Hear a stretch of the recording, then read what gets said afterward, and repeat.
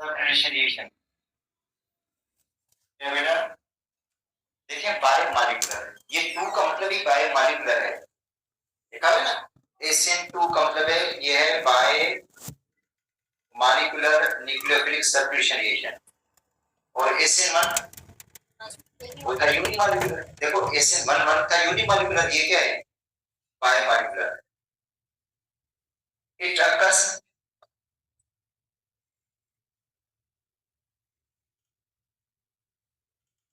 in one step, ये एक ही step के अंदर हो जाएगा। Breaking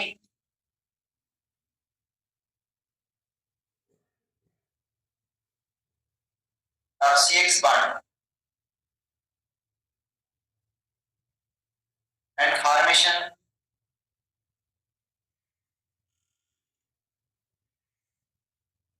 carbon nucleophile bond।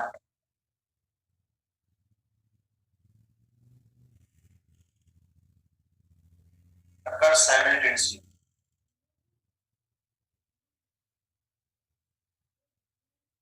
क्या होगा अभी? बॉन्ड ब्रेकिंग और बॉन्ड मेकिंग जो होगी वो एक साथ होगी, मतलब बॉन्ड की ब्रेकिंग और बॉन्ड की मेकिंग एक ही स्टेप के अंदर हो जाएगी। साइमल्टेनियसली कार्बन और हाइड्रोजन का बॉन्ड टूटेगा तो कार्बन और न्यूक्लियोफाइल का बॉन्ड उसी टाइम बन जाएगा, जबकि SN1 में ऐसा नहीं था। SN1 में एक पहले कार्बन हाइड्रोजन का बॉन्ड ब्रेक हो रहा था कंप्लीटली, कार्बोनियम आयन बना था, कार्बोनियम आयन। सेकंड स्टेज में न्यूक्लियोफाइल अटैक किया था कार्बोनियम आयन के ऊपर। यहाँ पे ये सुलभता नहीं होगी, ये क्या होगा? बॉन्ड ब्रेकिंग और बॉन्ड मेकिंग साथ होगी। देखिए आते हैं मैकेनिज्म की तरफ, उसके बाद आगे बता देता हूँ। मैकेनिज्म की तरफ आ जाते हैं। ये है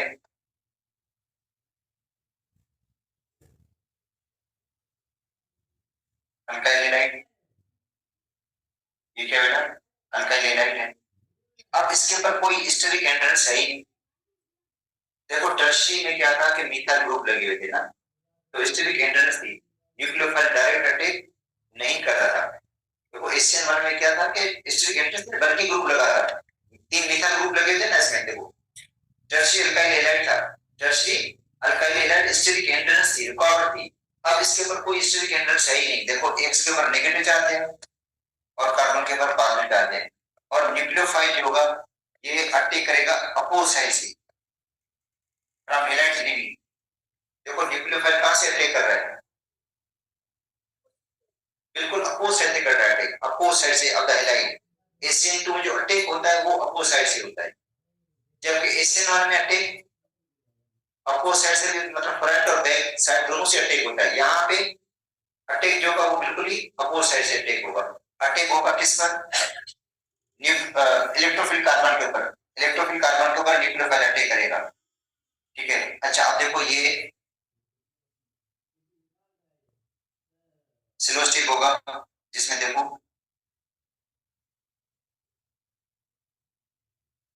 ये बांध क्या हो रहा है, ये डाट डाट क्या शो कर रही है बेटा? ये देखो डाट डाट है, मतलब ये डाट डाट डाट शो कर रही है कि ये बांध ब्रेक होने जा रहा है। ये डाट डाट शो कर रही है कि ये बांध बनने जा रहा है। इसका मतलब है कार्बन और हाइड्रोजन का बांध ब्रेक हो रहा है, कार्बन न्यूक्लियोफाइल का बांध बन रहा है। इसको कहते हैं ट्रांजिशन स्टेज।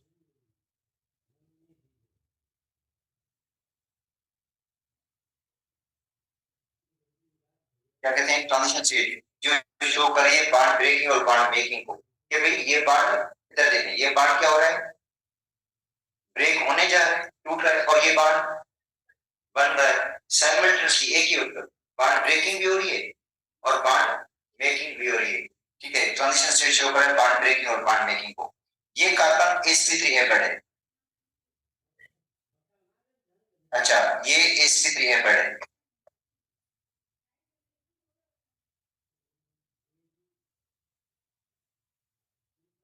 और ट्रांजिशन स्टेट में कार्बन sp2 बेटा।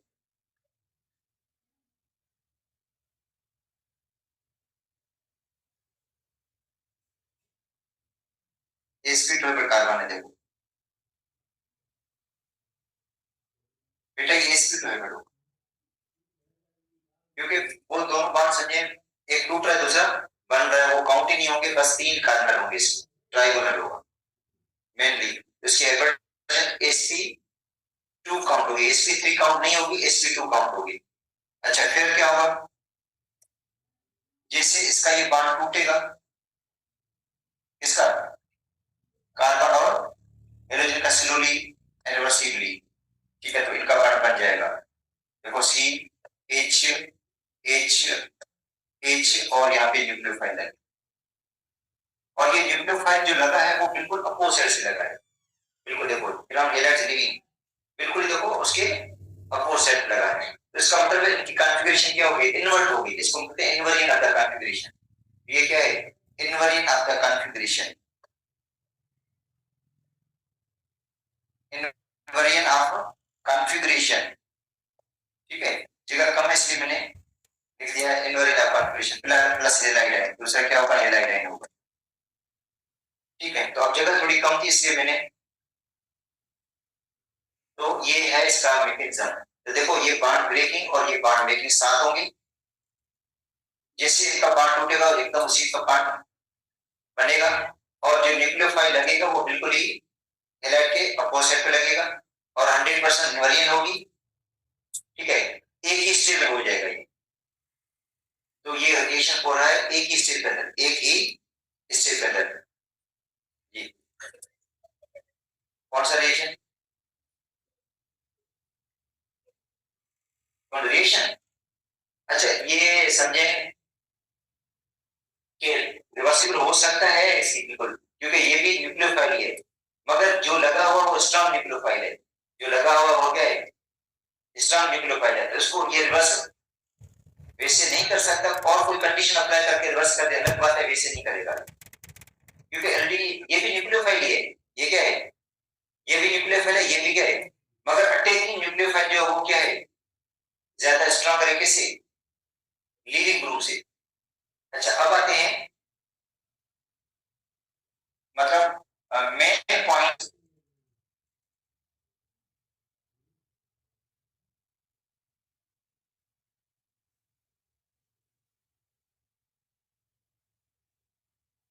ऑफ एशियन टू रिएक्शन, जो एशियन टू रिएक्शन उसकी मेन पॉइंट्स कौन सी होंगी,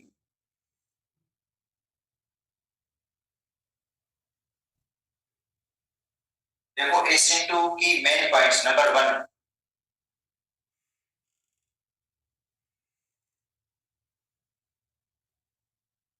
इंटरकर्सन 1 स्टील, एक स्टील में होगा, दूसरी बात primary alkyl halide,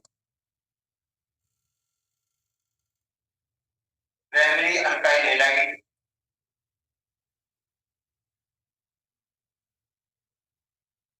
generally undergo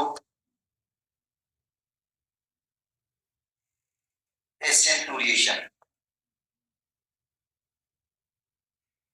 बेटा प्राइमरी अल्काइल हैलाइड में कौन सा मैकेनिज्म होगा, एशियन टू वाला मैकेनिज्म होगा, प्राइमरी अल्काइल हैलाइड में जो मैकेनिज्म होगा वो एशियन टू वाला होगा। अच्छा nucleophile attack,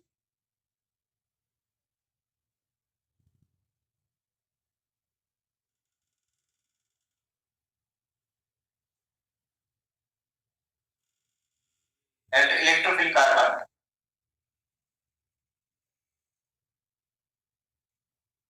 of substrate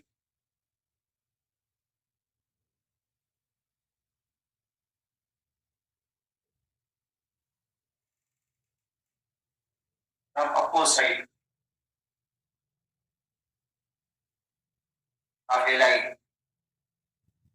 halide के अपोजिट साइड से अटैक करेगा, मतलब ये जो न्यूक्लियोफाइल होगा वो अटैक करेगा इलेक्ट्रोफिल कार्बन के ऊपर, अब सबस्ट्रेट कहां से अटैक करेगा, अपोजिट साइड से, स्ट्रॉन्ग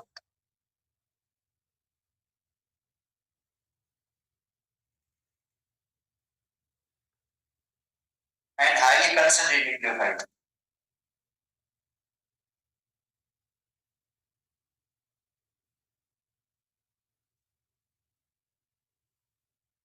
is required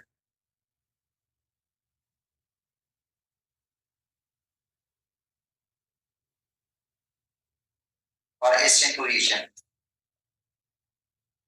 एक्सेंटुएशन के लिए जो न्यूक्लियोफाइल होगा क्या होगा, स्ट्रांग होना चाहिए, क्या होना चाहिए, और दूसरा क्या होगा, हाईली कंसंट्रेट होना चाहिए, हाईली कंसंट्रेट होगा और स्ट्रांग होगा तो उस रिएक्शन को पाई तक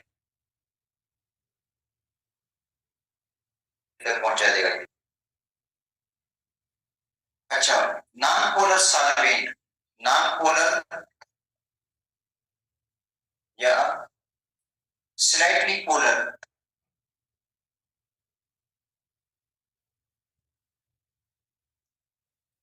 slightly polar aprotic solvent, aprotic मतलब जिसके अंदर प्रोटॉन ना हो, जैसे वाटर है तो उसके पास प्रोटॉन है, वाटर के पास क्या होता है, प्रोटॉन होता है ना, तो या तो नॉन पोलर चाहिए या क्या चाहिए, स्लाइटली पोलर चाहिए, भले स्लाइटली पोलर हो, स्लाइटली पोलर एप्रोटिक मतलब जिसके पास प्रोटॉन ना हो, proton solvent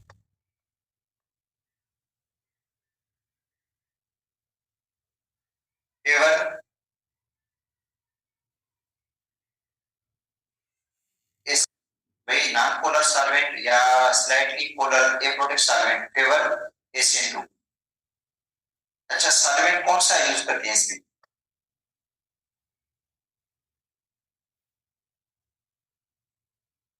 acetone,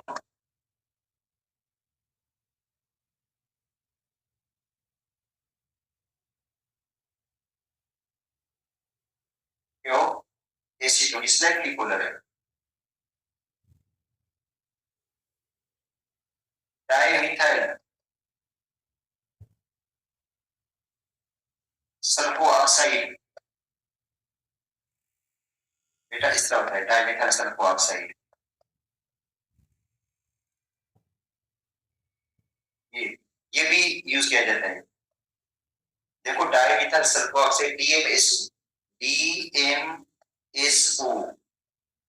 dimethyl sulpho oxide, di methyl sulpho oxide या एसीटोन, या ऐसा एल्कोहलिक सॉल्वेंट नॉन पोलर या स्लाइटली पोलर चल जाएगा। अच्छा, हाईली पोलर सॉल्वेंट ऐसा नहीं कि एसिड नहीं होगा, हाईली पोलर सॉल्वेंट क्या करेगा, न्यूक्लियोफाइल को एंगेज करेगा, न्यूक्लियोफाइल है उसके साथ वो खुद इंटरेक्ट करने लगेगा, तो न्यूक्लियोफाइल का जो अटैक होगा वो मुश्किल हो जाएगा इसका। देखो ये न्यूक्लियोफाइल अटैक करेगा ना, इसका यहाँ तक पहुंचना मुश्किल करेगा, क्योंकि न्यूक्लियोफाइल के साथ क्या करेगा, इंटरेक्ट करेगा, न्यूक्लियोफाइल को समझे रोक लेगा फिर अटैक करने से, या अटैक होगा तो भी थोड़ा इतना स्ट्रॉन्गर नहीं होगा।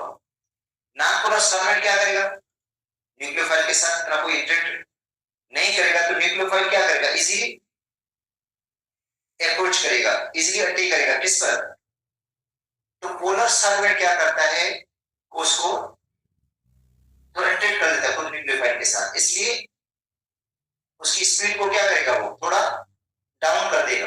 बाकी इससे बात नहीं होगा, हो जाएगा बिल्कुल। अगर अल्काइल हैलाइड आप प्राइमरी लेते हैं तो होगा SN2 ही, मगर SN2 की मैं जो बात कर रहा हूँ फेवर की, क्या है, फेवरेबल कंडीशंस, फेवरेबल कंडीशंस ये है, नॉन पोलर सॉल्वेंट या स्लाइटली पोलर एप्रोटिक सॉल्वेंट उसके लिए ज्यादा फेवर करता है, प्रोटिक सॉल्वेंट जो होता है वो उसको इतना फेवर नहीं करेगा। बाकी ये मैं नहीं बोल रहा हूँ कि बिल्कुल नहीं होगा ये कंडीशन, ऐसी बात नहीं होगा, जरूर, मगर उसकी स्पीड या समझे रेट थोड़ा कम हो जाएगा।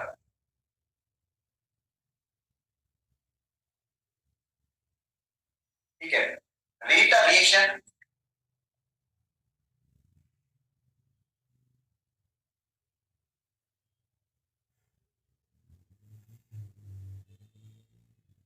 Depends upon slowest state, rate of reaction किस पे डिपेंड करता है, ये मैं SN1 में भी बता रहा था आप लोगों को, वैसे भी जनरली केमिकल काइनेटिक्स में है कि रेट ऑफ रिएक्शन डिपेंड करता है सिलोस्टेट पे, फास्ट पे डिपेंड नहीं करता। देखो सिलोस्टेट को हम कहते हैं रेट डिटरमाइन स्टेट बोलते हैं ना, ठीक है, तो rate of reaction depends upon slowest state, ठीक है। It is rate determining state. ये क्या होता है? रेट डिटरमाइंड स्टेट होता है, मतलब स्लो स्टेट की बात करो, रेट डिटरमाइंड स्टेट है। इन स्लो स्टेट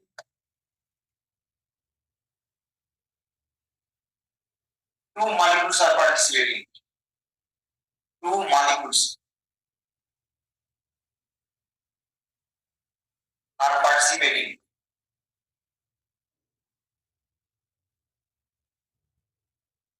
भाई स्लो स्टेट में दो मॉलिक्यूल पार्टिसिपेट कर रहे हैं ना, इधर देखो, वो अभी वापस नहीं जाना पड़ेगा, इधर देखिए दो मॉलिक्यूल है ना, एक न्यूक्लियोफाइल है, एक अल्काइल हैलाइड, इसको हम सब्सट्रेट भी बोलते हैं। न्यूक्लियोफाइल भी है, सब्सट्रेट भी है, तो इसका मतलब है कितने मॉलिक्यूल हिस्सा ले रहे हैं स्लो स्टेट? तो in slow state two molecule are participating, so rate of reaction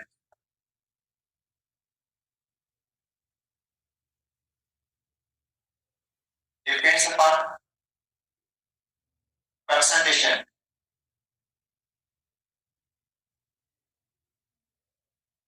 of nucleophile and alkyl halide, RX इसको कहते हैं alkyl halide या substrate।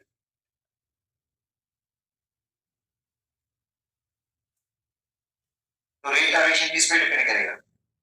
न्यूक्लियोफाइल पे भी डिपेंड करेगा और सबस्ट्रेट पे भी डिपेंड करेगा, ठीक है, रेट ऑफ रिएक्शन। अच्छा, chemical kinetics,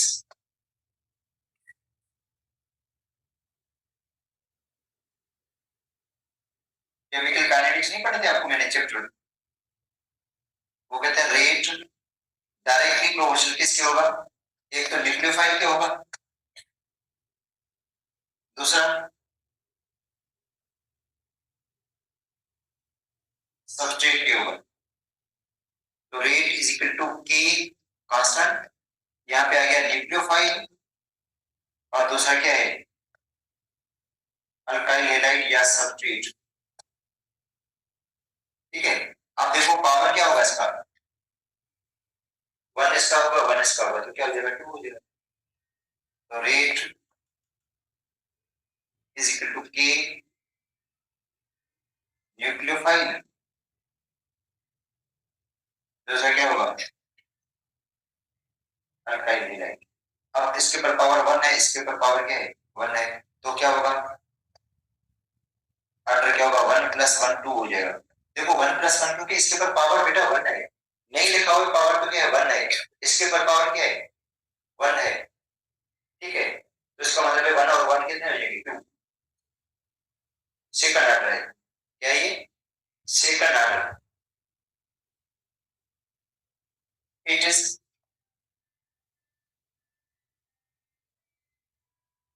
second order. Second order का मतलब रेट ऑफ रिएक्शन दो मॉलिक्यूल डिपेंड करेगा। देखो रेट इज इक्वल टू के न्यूक्लियोफाइल और आर एक्स अल्काइल हैलाइड, ठीक है। अगर क्वेश्चन आ जाता है कि न्यूक्लियोफाइल की कंसेंट्रेशन को डबल कर देते हैं तो रेट पर क्या फर्क पड़ेगा? टू टाइम्स रेट इंक्रीज होगा, two times rate increase.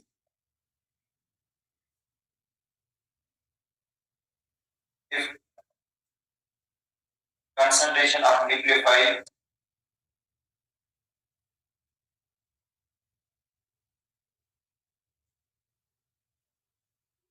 Double,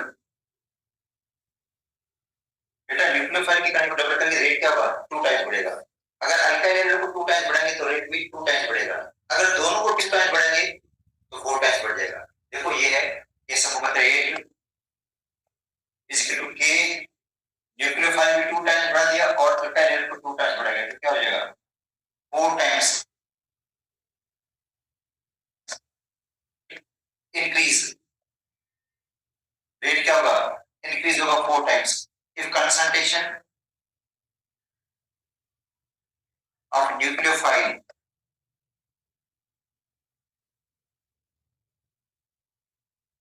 and alkyl halide double. देखो बेटा, अगर न्यूक्लियोफाइल को भी डबल करेंगे और अल्काइल हैलाइड को भी डबल करेंगे तो रेट कितना गुना बढ़ेगा? 4 गुना। क्यों 4 गुना बढ़ जाता है? क्योंकि बेटा सेकंड ऑर्डर ना 2 टाइम्स इसकी वजह से बढ़ेगा, 2 टाइम्स इसकी वजह से बढ़ेगा, तो 4 टाइम्स हो जाएगा। ठीक है ना? अगर अकेले अल्काइल हैलाइड को बढ़ाएंगे तो 2 टाइम्स बढ़ेगा, अकेले न्यूक्लियोफाइल को बढ़ाएंगे तो 2 टाइम्स बढ़ेगा, दोनों को बढ़ाएंगे तो 4 टाइम्स बढ़ेगा, क्योंकि ये सेकंड ऑर्डर है। ठीक है, सेकंड ऑर्डर काइनेटिक्स है। सेकंड ऑर्डर काइनेटिक्स है क्योंकि रेट ऑफ रिएक्शन 2 मॉलिक्यूल पर डिपेंड करता है। तो इसकी मेन मेन पॉइंट्स क्या है? देखो, HCN2 एक स्टेज में होता है, बॉन्ड ब्रेकिंग और बॉन्ड मेकिंग साथ होंगे, बॉन्ड का ब्रेक भी होगा, साइमल्टेनियसली बॉन्ड ब्रेकिंग और बॉन्ड मेकिंग होगी।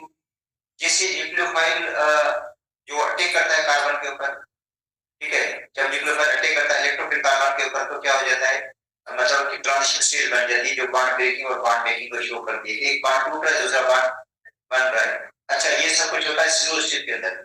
किसमें होता है? स्लो स्टेट के अंदर। स्लो स्टेट को हम कहते हैं रेट डिटरमाइनिंग स्टेट। और रेट डिटरमाइनिंग स्टेट में 2 मॉलिक्यूल पार्टिसिपेट कर रहे हैं, एक न्यूक्लियोफाइल भी पार्टिसिपेट कर रहा है तो अल्काइल हैलाइड भी पार्टिसिपेट कर रहा है। इसलिए इसको हम क्या कहेंगे? Bimolecular. Bi bimolecular का मतलब क्या है? Rate of reaction 2 molecule depend करता है। सेकंड ऑर्डर है, सेकंड ऑर्डर काइनेटिक्स है। अल्काइल हैलाइड प्राइमरी क्यों लेते हैं? प्राइमरी इसलिए कि न्यूक्लियोफाइल की वहां तक अप्रोच करना आसान होता है। न्यूक्लियोफाइल डायरेक्ट जाकर इलेक्ट्रोफाइल कार्बन को कर लगेगा, इसलिए HCN2 के चांसेस बढ़ जाते हैं। ठीक है, और न्यूक्लियोफाइल भी स्ट्रांग रहना चाहिए, वीक न्यूक्लियोफाइल ये काम नहीं करेगा।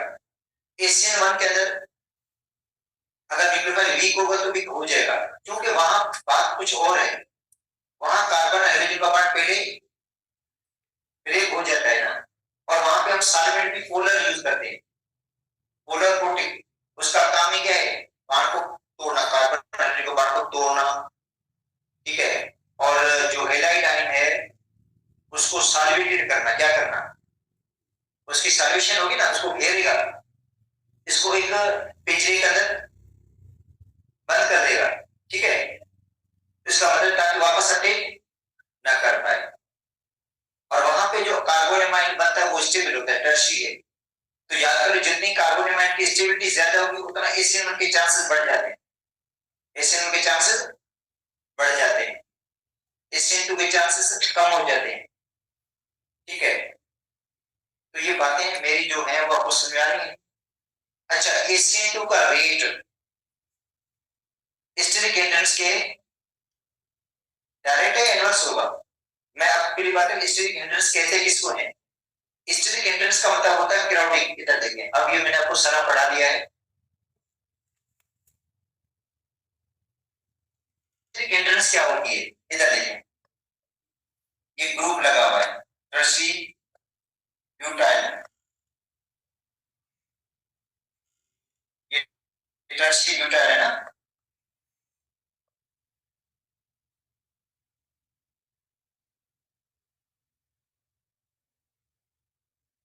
टर्शी ब्यूटाइल हैलाइड,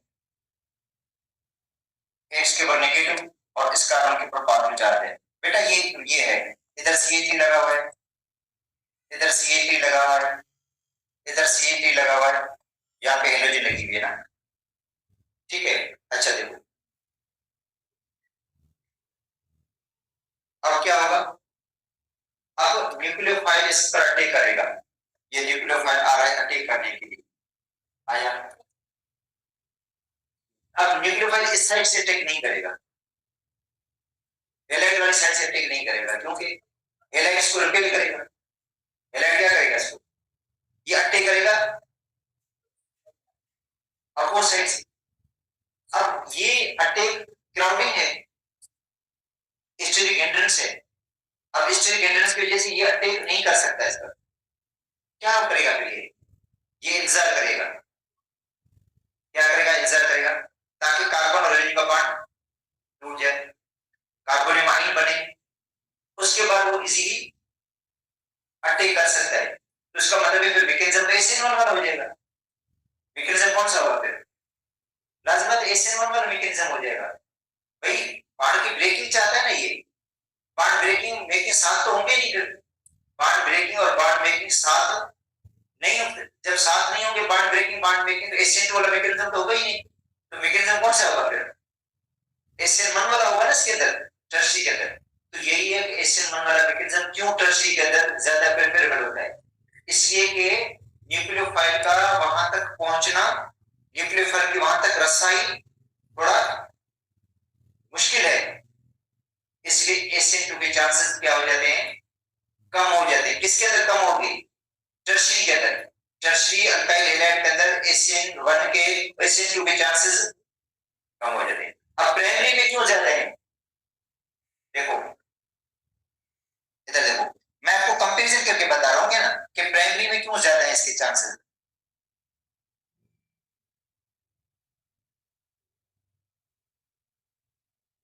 अब देखो प्राइमरी में ज्यादा क्यों है, इधर देखिए प्राइमरी अल्काइल हैलाइड ये आ रहा है, एच लगा हुआ है यहाँ पे, ठीक है। अब न्यूक्लियोफाइल है, ये न्यूक्लियोफाइल आ रहा है, ये डायरेक्टली अप्रोच कर देगा, क्योंकि एक अल्काइल ग्रुप लगा हुआ है इसमें, 2 हाइड्रोजन है। अल्काइल ग्रुप एक है ना, इसमें अल्काइल ग्रुप कितने हैं? 3 है। 3 अल्काइल ग्रुप की वजह से क्राउडिंग, मतलब रिएक्शन सेंटर पे क्राउडिंग कौन कहते हैं? Steric hindrance. हिंड्रेंस का मतलब क्या होता है? रुकावट, ठीक है। बल्कि ग्रुप लगे हुए हैं रिएक्शन सेंटर के ऊपर, बल्कि ग्रुप लगे हुए हैं, रश ज्यादा है, तो वहां न्यूक्लियोफाइल का पहुंचना मुश्किल है। न्यूक्लियोफाइल वहां टेक, अब न्यूक्लियोफाइल क्या करता है, इस इंतजार में होता है कि कार्बन हाइड्रोजन का बॉन्ड टूटे, स्टेरिक हिंड्रेंस थोड़ी कम हो जाए, ताकि वो अटैक करे। तो इसका मतलब है मैकेनिज्म कौन सा होगा फिर? SN1 वाला होगा, SN2 वाला नहीं होगा। इसके अंदर SN2 वाला इजी हो जाएगा मैकेनिज्म, क्यों? स्टेरिक हिंड्रेंस है ही नहीं, रुकावट है ही नहीं, ये इजीली क्या करेगा? अटैक कर लेगा। बॉन्ड ब्रेकिंग और बॉन्ड मेकिंग देखो साथ हो जाएंगे, ये बॉन्ड ब्रेक हो रहा है, ये बॉन्ड बन रहा है।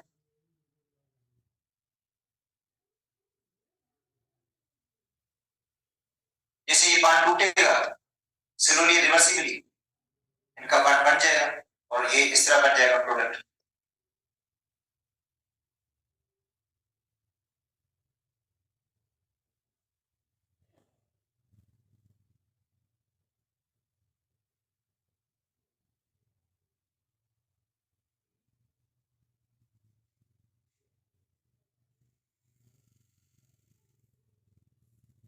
अब कन्फर्मेशन बिल्कुल इन्वर्ट हो गई, कन्फर्मेशन क्या हो गई? बिल्कुल ही इन्वर्ट कन्फर्मेशन हो गई, बिल्कुल कन्फर्मेशन बिल्कुल रिवर्स हो जाएगी और प्लस में हाइलाइट आएगा। तो इसमें ऐसा हो जाता है, इसके अंदर ऐसा नहीं होगा। न्यूक्लियोफाइल का डायरेक्ट अप्रोच करना मुश्किल होगा। फिर क्या करेगा न्यूक्लियोफाइल? इसका वेट करेगा, इंतजार करेगा, ताकि पहले कार्बन हाइड्रोजन का बॉन्ड टूटे, कार्बोनियम आयन बने। वो ऐसा होगा फिर पोलर सॉल्वेंट की मौजूदगी में, पोलर सॉल्वेंट है ना, इसकी मौजूदगी में पहले कार्बन हाइड्रोजन का बॉन्ड टूटेगा। ये CH3 है, ये भी CH3 है, ये भी CH3। अब इसकी शेप हो गई ट्राइगोनल, शेप क्या हो गई? ट्राइगोनल हो गई, प्लस हाइलाइट। अब ट्राइगोनल की स्ट्रक्चर हो गया, sp2 एवर्जन हो गई, थोड़ी स्ट्रिक एंडर्स कम हो गई है, पहले क्या थी? ज्यादा थी, अब क्या हो गई? क्योंकि इसकी शेप पहले टेट्राहेड्रल थी, अब तब एंगल थी 109 की, अब 120 की हो गई है। तो इसका मतलब स्टेरिक एंडर्स काफी कम हो गई है। अब न्यूक्लियोफाइल दोनों साइड से अटैक कर सकता है, इस पर न्यूक्लियोफाइल दोनों साइड से अटैक कर सकता है। बताया था ना कल आपको मैंने, ये कार्बोनियम आयन है। अब न्यूक्लियोफाइल यहां से भी अटैक कर सकता है, इधर से भी अटैक कर सकता है, न्यूक्लियोफाइल यहां से भी अटैक कर सकता है। तो प्रोडक्ट क्या बनेगी? एक इनवलिन होगी, ठीक है। देखो प्रोडक्ट ये बन जाएंगे, एक ये बन जाएगा प्रोडक्ट,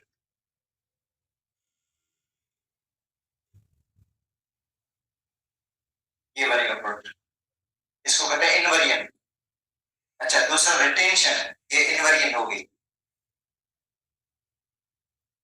दूसरा क्या होगा?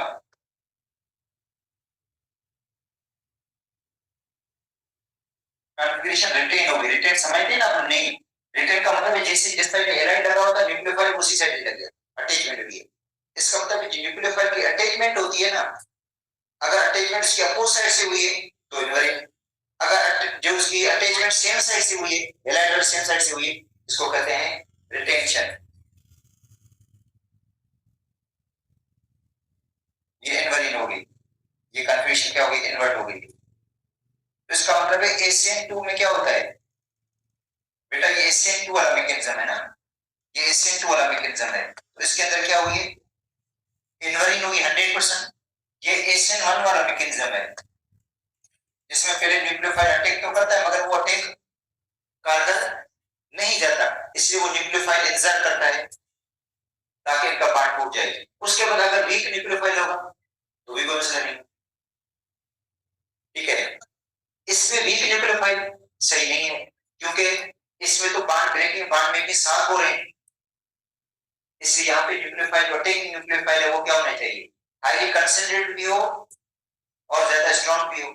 यहाँ पे सॉल्वेंट पोलर में फायदा देता है, यहाँ पे पोलर इतना फायदा नहीं देता क्योंकि पोलर सॉल्वेंट यूज करेंगे तो वो क्या करता है, इसको हम सॉल्वेटेड कर देगा ना न्यूक्लियोफाइल को, तो न्यूक्लियोफाइल समझे उसका अप्रोच करना मुश्किल हो जाएगा। वो रीच जाएगा, ये बात नहीं कि हम कहते नहीं होगा, ये नहीं बात है, मगर उसका रेट थोड़ा कम हो जाएगा, ठीक है। अब इसके अंदर कार्बोनियम आइन बना है, क्या बना है, कार्बोनियम आइन।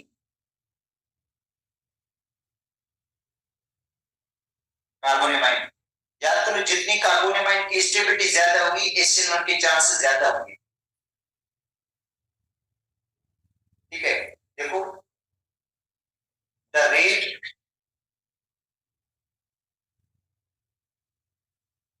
Of HCl1 depends upon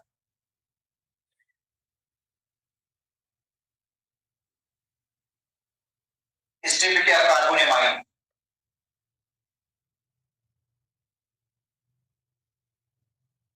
carbonium आइन की स्टेबिलिटी देखो, ये बेटा कार्बोनियम आइन है, टर्शरी सबसे ज्यादा स्टेबल होता है, ये 3 डिग्री है, ये टर्शरी है, ये कार्बोनियम आइन सबसे ज्यादा स्टेबल है। कार्बोनियम आइन कहते हैं किसको है, कार्बन के ऊपर पॉजिटिव चार्ज हो, जब कार्बन के ऊपर पॉजिटिव चार्ज आ जाती है, कार्बन के ऊपर क्या आ जाती है, पॉजिटिव चार्ज आती है। ये पॉजिटिव चार्ज कैसे आती है, जब कार्बन अपना इलेक्ट्रॉन पेयर जो होता है वो लूज कर देता है, क्योंकि इसका बॉन्ड हाइड्रोजन के साथ था, सुन एक बार, इसका बॉन्ड किसके साथ था, हाइड्रोजन के साथ था। तो जब हैलाइड निकलता है तो इलेक्ट्रॉन पेयर को भी लेकर जाता है साथ, साथ उसके हाइड्रोजन का अपने इलेक्ट्रॉन, 8वां इलेक्ट्रॉन किसका लेकर जाता है, कार्बन का लेकर जाता है, इसलिए कार्बन के ऊपर पॉजिटिव चार्ज आ जाती है। इसका मतलब है कार्बन आयन जो होता है इसके ऊपर पॉजिटिव चार्ज होती है और कार्बन अपना इलेक्ट्रॉन लूज कर देता है, इलेक्ट्रॉन लूज कर देता है, तब पॉजिटिव चार्ज आ जाती है इसके ऊपर, उस आयन को हम कहेंगे carbonium ion. Carbonium ion tertiary होता है, टर्शियरी है। अच्छा, ये ज्यादा स्टेबल होगा, ये स्टेबिलिटी है। अब कार्बोनियम आयन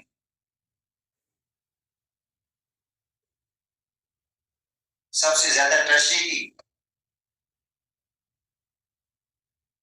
उसके बाद सेकेंडरी, उसके बाद प्राइमरी, उसके बाद मीथा रेडिकल। तो सबसे ज्यादा किसकी स्टेबिलिटी है, tertiary carbonium ion, then secondary carbonium ion, then primary, then methyl. तो HCl1 की सलाहियत भी सबसे ज्यादा किसमें होगी, टर्शियरी में क्या होगी, ज्यादा होगी, और सेकेंडरी में कम होगी, प्राइमरी में और कम होगी, ठीक है। तो इसका मतलब है HCl1 का सलाहियत सबसे ज्यादा इसमें होगी टर्शियरी, जिसमें टर्शियरी कार्बोनियम आयन इंटरमीडिएट बन जाता है। टर्शियरी कार्बोनियम आयन क्या बन जाता है, बनता है इंटरमीडिएट नहीं, इसमें बनता है इंटरमीडिएट, HCl1 में बनेगा, HCl2 में नहीं बनेगा। HCl2 में कार्बोनियम आयन बनता है, नहीं बनता ही नहीं, ठीक है। इन HCl1 रिएक्शन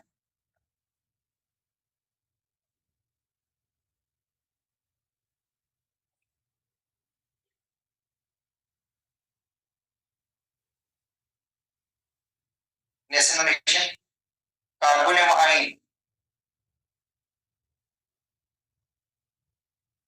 is intermediate.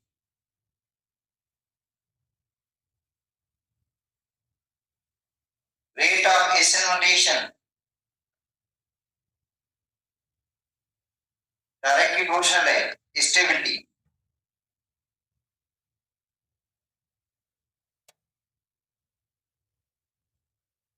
अब कार्बोनियम आयन, जितनी कार्बोनियम आयन की स्टेबिलिटी ज्यादा होगी एसिड का रेट भी ज्यादा होगा। ठीक है, अब थोड़ा टाइम कम है, बाकी कल आपको मैं पढ़ा दूंगा, मुझे ज्यादा है, कुछ और पॉइंट्स इसकी रहती है। ठीक है,